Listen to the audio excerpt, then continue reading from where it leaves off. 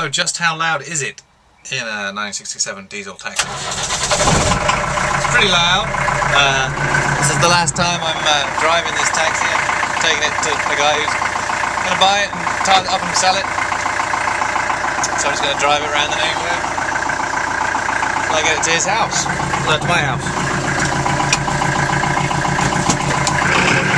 No power steering, of course, so that's always a challenge. There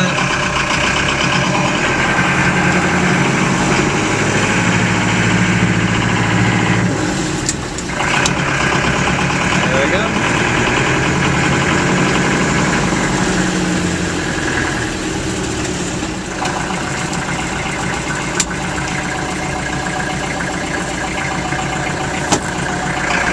Right-hand drive is obviously not very exciting in America.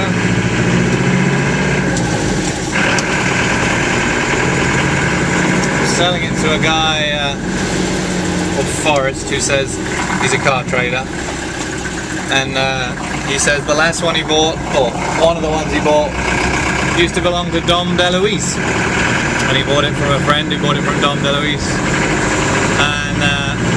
and he took 7 strippers home in it that night. He said there was plenty of room in the back, but some of them had to sit in each other's laps. He said they didn't seem to mind that too much.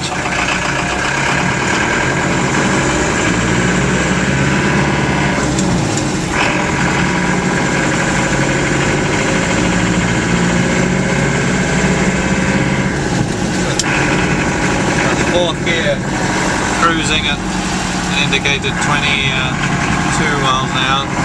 Feels pretty brisk. I think I got up to about 40, 45 the other day. There's actually a roundabout, traffic circle in America. So the car feels right at home.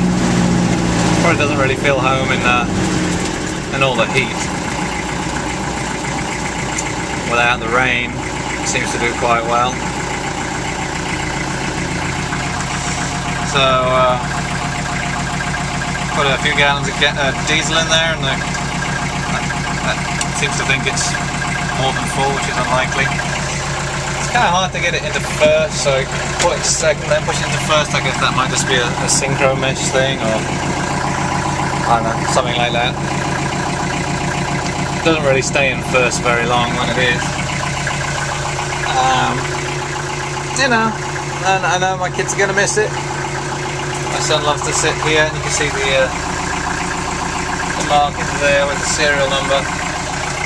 And the guy at Kit Motor said that when these were taken out of service after they'd done 300,000 miles, what does this say? It says it's done 40,000 miles, which is quite very unrealistic, but missing a digit. So that when they got taken out of service, or when they were in the shop, they would just be put together, little different pieces from different cars to make one working Frankenstein vehicle, and then that was when it was on its last legs. They would sell it to someone in America, and here we are. So fair throb. Don't think the temperature is particularly accurate. The lights all seem to work. I'm not sure what the fog lights do, but the panel lights. Let's see what else there is there. That's the wipers. Oh, pretty terrifying, but they do work. You have to turn it off just at the right minute so that they go on. The headlights work. Passenger light works. That's the biggest cause of battery drain. Actually, is leaving the back doors open, and that light way up there, which I can operate with this switch. Not when I'm running. Flattens the battery. No time. So that was the extent of first. Into second, ready for third.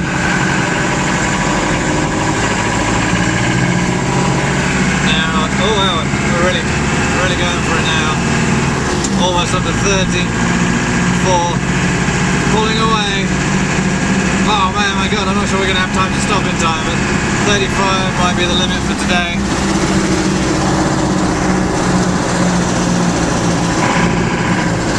Of course, the thing with this is it's very hard to use the turn signals because that requires one hand. be held on that thing there while you're driving a car without power steering. I mean, it does have this enormous steering wheel. Yeah. It's kind of hard, even harder to do it when you've got a camera in one hand and you're trying to change gear.